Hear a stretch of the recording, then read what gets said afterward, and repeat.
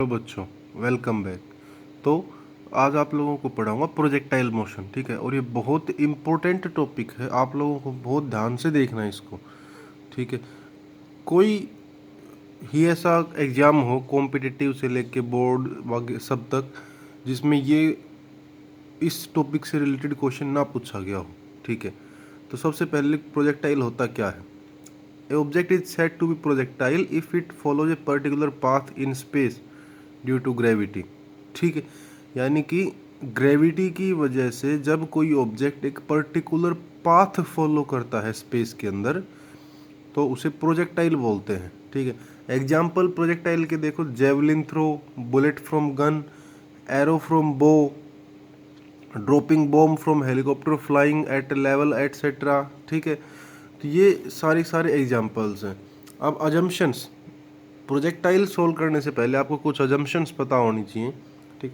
और वो अजम्पशंस हैं, सबसे पहले gravity remains same during entire path. सभी को पता है कि ग्रेविटी डिक्रीजेज विद हाइट, ठीक है। तो लेकिन हमने क्या मानना है कि ग्रेविटी सेम रहेगी पूरे के पूरे पाथ में, ठीक है। फिर उसके बाद एयर रेजिस्टेंस इज नेग्लेजिबल, ठीक है। एयर रेजिस्टेंस का कोई वो नहीं रहेगा, ठीक है। तीसरा है effect of earth rotation is negligible, ठीक है। अर्थ रोटेशन नेग्लेजिबल मान ली हमने, अर्थ की रोटेशन का कोई भी इफेक्ट नहीं होगा, ठीक है। और वैसे अगर हम प्रैक्टिकल लाइफ की बात करें तो ये तीनों की तीनों चीज़ें हमारी लाइफ को थोड़ा इफेक्ट डालती रहती हैं। एक तरीके से हम प्रोजेक्टाइल मोशन को वैक्यूम के अंदर पढ़ेंगे अब, ठीक है। अब टाइप्स ऑफ प्रोजेक्टाइल, तीन टाइप्स के होते हैं, हॉरिजॉन्टल प्रोजेक्टाइल, ओब्लिक प्रोजेक्टाइल और एंगुलर प्रोजेक्टाइल बोलते हैं उसको, और दूसरा होता है प्रोजेक्टाइल ऑन इंक्लाइंड प्लेन, ठीक है। आप लोगों के दो टाइप हैं सिलेबस में, हॉरिजॉन्टल प्रोजेक्टाइल और ओब्लिक प्रोजेक्टाइल, ठीक है।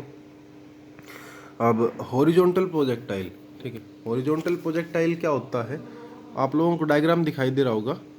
एक एच हाइट से आप हॉरिजॉन्टली एक बॉल को फेंकते हो तो वो पर्टिकुलर पाथ फॉलो करती है, कुछ ऐसा, ठीक है।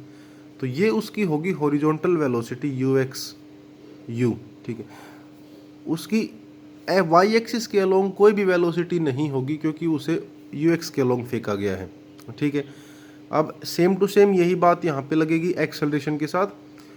वो इधर एक्स एक्सिस के अलोंग उसका कोई भी एक्सेलरेशन नहीं है, हाँ वाई एक्सिस के अलोंग उसका एक्सेलरेशन होगा जी के इक्वल, ठीक है। और ये है velocity at any instant of time, ठीक है। यहाँ से जहाँ से प्रोजेक्टाइल फेंका गया और जहाँ पे जाके गिरा, इस प्रोजेक्टाइल को बोलते हैं, इस लेंथ को बोलते हैं हॉरिजॉन्टल रेंज, ठीक है। अब आप पहले ये देखिए ट्रेजेक्ट्री, ठीक है।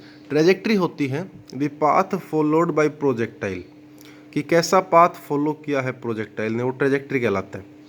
इसका सिर्फ एक ही तरीका, आप लोगों को कॉमन तरीका याद रखना है। पहले आप एक्स एक्सिस के अलोंग इक्वेशन ऑफ मोशन लगाइए, ठीक।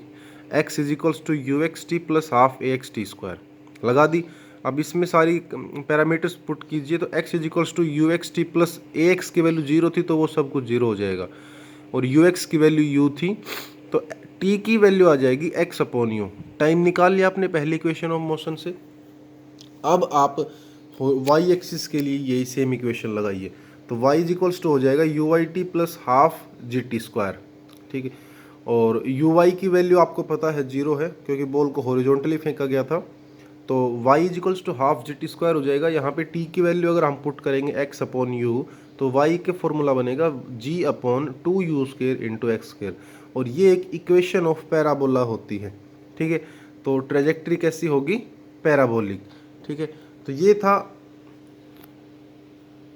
हॉरिजॉन्टल प्रोजेक्टाइल का ट्रेजेक्ट्री, ठीक है। इसका आगे का पार्ट अगली वीडियो में बताऊँ आप लोगों को। तब तक के लिए अपना ध्यान रखिए, बाय।